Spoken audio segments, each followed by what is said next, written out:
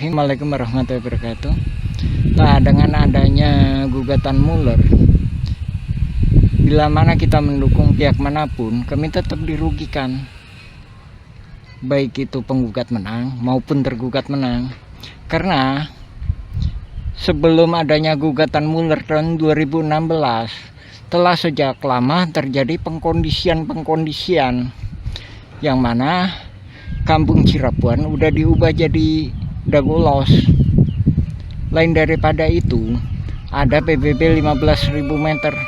Lain daripada itu, ada SHM 80 meter, sehingga kami nggak bisa lewat.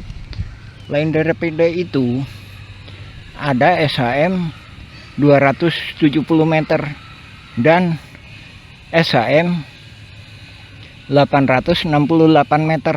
Lain daripada itu, ada wakaf masjid yang mana itu sebenarnya tanah pinjaman dari Pak Bagio. Lain daripada itu, ada penyerobotan, intimidasi dan berbagai macam hal manipulasi, suap menyuap, dan lain daripada itu ada penghalang-halangan hak, sehingga pihak manapun yang dimenangkan itu berpotensi menimbulkan kolusi. Ya, ini kolusi mafia tanah saling gugat. Jadi dalam keadaan apapun mereka masih tetap untung, sementara masyarakat adat Kampung Cirapuan dan masyarakat adat Dagolos rugi. Nah, dari situ, untuk itu pemerintah harap-harapan membentuk tim independen.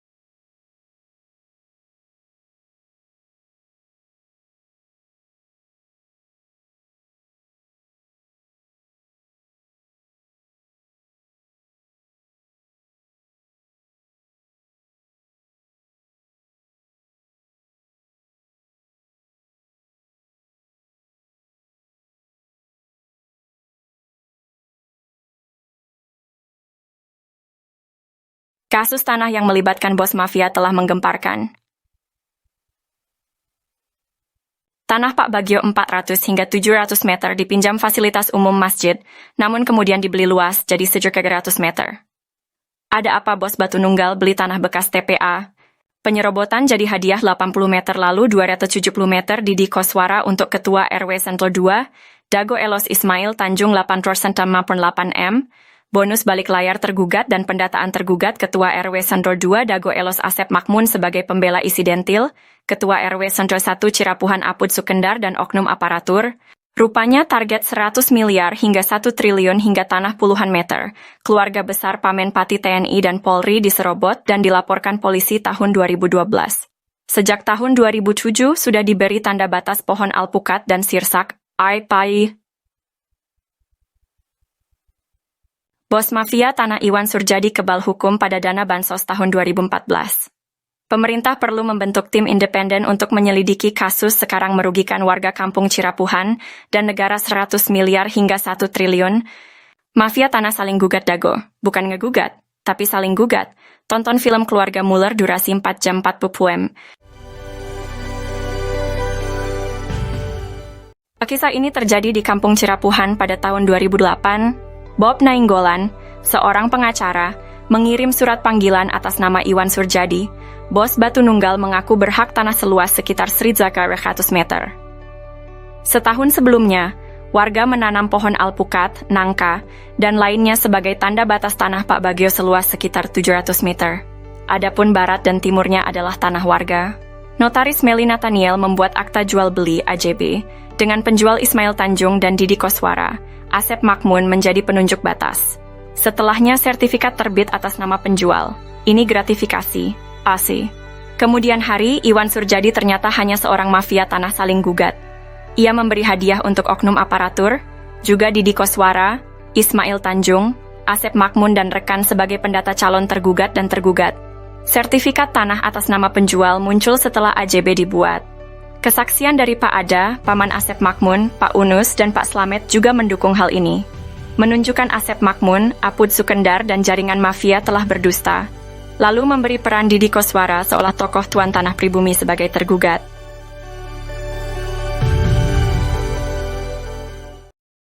Oh jantan bapaknya ngegales di iya Di Ramana nih, di Ramana di nih Ramana Asep Makmun. mohon terus Lanceuk gitu di tadinya baheula. terus di gitu diuihkeun deh ka iya Teu ke udah diri. we garapan mah di dinya aya. mohon Teu dieuwihkeun. maksudna teh Tilas galian dititipkeun gitu nya dicuwe dititipkeun nya ku diarurus ku Didi gitu.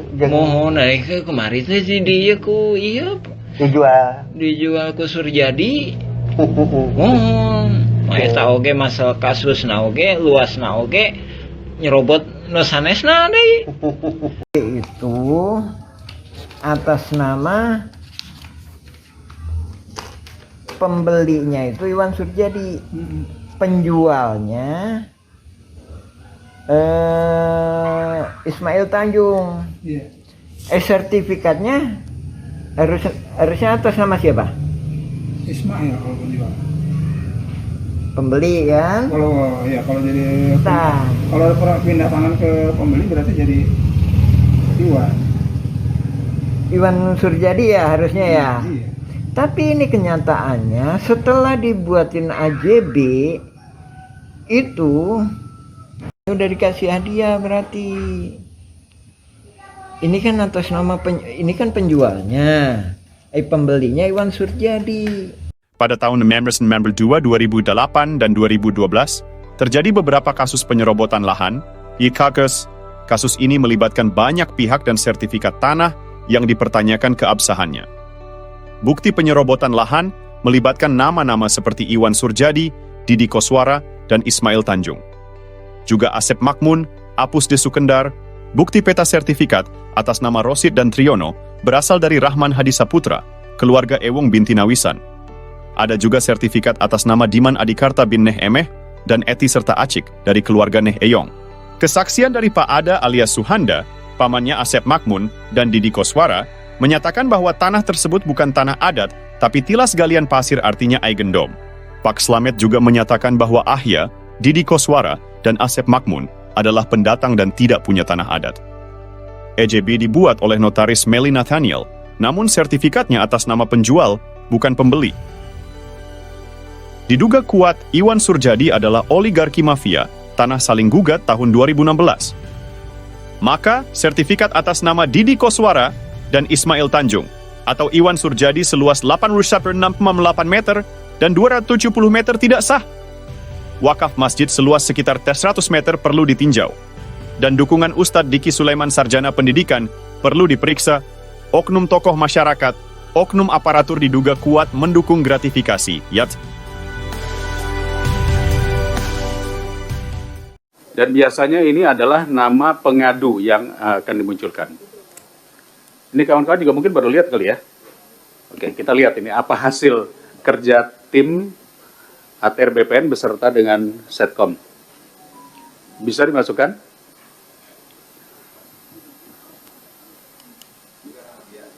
Ya, pakai nama siapa saja dulu, yang penting masuk. Ini nama pengadunya, Pak. Nama pengadunya. Oke.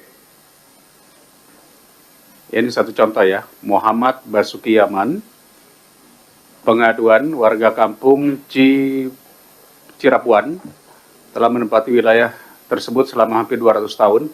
Bener nih. Oh, pada masa kolonial. Nama kampung Cirapuhan diubah menjadi Dago Elos. Oh, di Bandung nih. Dago Elos. Untuk mengubah riwayat sejarah tanah. Sejak 40 tahun terakhir, mafia tanah dengan intimidasi dan manipulasi dokumen mulai mengklaim warga. 3 oknum atas nama masyarakat adat setempat menguatkan klaim palsu atas tanah tersebut. 4 hak warga atas tanah dipersulit, termasuk pemeriksaan ulang terhadap sertifikat resmi yang dimiliki warga. beberapa pihak telah menerima rekomendasi hak atas tanah yang tidak sesuai dengan bukti kepemilikan yang sah. Status proses. Oke, tindak lanjutnya apa? Proses kasasi di Mahkamah Agung dengan menunggu putusan pengadilan yang berkekuatan hukum tetap. Lalu, apa upaya yang dilakukan kanwilnya dan kantahnya? Ada? Belum ada. Nah, begini. Kalau ini tidak ada, ini baru laporan namanya. Follow up-nya, ini yang kami inginkan, apa yang dilakukan oleh BPN setempat. Apakah kanwil? Kalau ini kan saya tahu, kanwil Jawa Barat. Kantahnya berarti kantor tanah Kota Bandung. Itu mesti ada tulisannya itu, harus ada pelaporannya. Ya. Jadi, jangan sampai nanti dashboard ini hanya sekedar tindak lanjut saat ini sudah berada di katakanlah kepolisian atau di pengadilan. Kita ingin tahu apa yang dilakukan. Jadi mohon izin Pak Menteri, saya pikir ini perlu ya, proses kasasi di Mahkamah Agung menunggu keputusan hukum yang tetap. Misalnya, Kanwil sudah melakukan ini, Kantas sudah melakukan ini, peraturan Menteri sudah keluar ini, PP sudah seperti ini, gitu. Itu hampir sama seperti kasus pagar laut, seperti apa. Karena yang diinginkan oleh masyarakat adalah follow up-nya apa. Ya, tolong nanti Ibu Staf Sus beserta tim, kami mohon ini dibuatkan data tindak lanjutnya. Saya pikir seperti itu Pak Ketua. Cukup?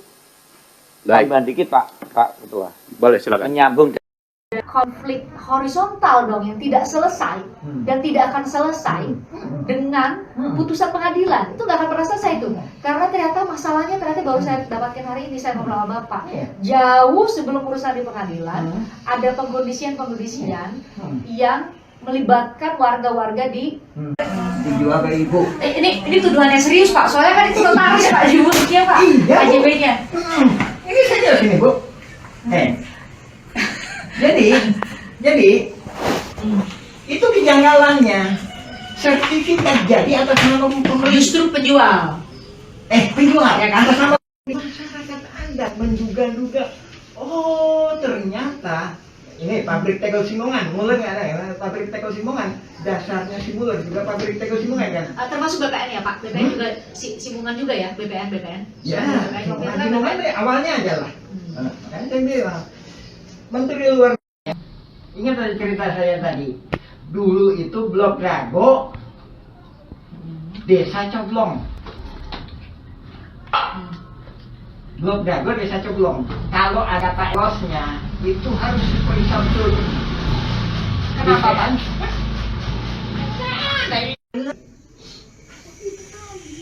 Bukannya pemerintah, masalah pertanahan dulu ya. Itu tadi. Pak, saya kan kalau bicara ke depan, ayo kita bicara ke depan ya kan? 2007 itu kan udah saya ajak bicara ke depan. Pak, bukan batasnya. Mana ada bolos, mana Cirapuan sama Dago Elos tuh udah benar-benar bergeser sama sekali loh, berjauh dari dulu, dari batasan dulu. kurang 2 hektar itu dimanipulasi jadi Dagolos. Motifnya itu tadi kamuflase supaya nggak ketahuan bahwa ini mafia tanah saling gugat. Ya, kok masuk logika gini? LBH sendiri hati-hati sekarang. Kemarin juga media Purna Polri ngedonin postingan dia yang Asep Makmun pahlawan anti mafia tanah. Kayak mulai dari jadi gini. Pergeseran batas dulu nih, pergeseran batas. Yang Bapak bilang tadi, harusnya kan di kantor pos tuh. Terus? Jadi setelah di kantor pos, jadi 1984an atau setelah penutup. Siapa sih dengan? Yang katanya nanti kan ketika ini kan nggak ada. Pribumi mah nggak tahu masalah izin dompet podi. Jadi itu penyalahgunaan. Ya kan? Nah, sementara kalau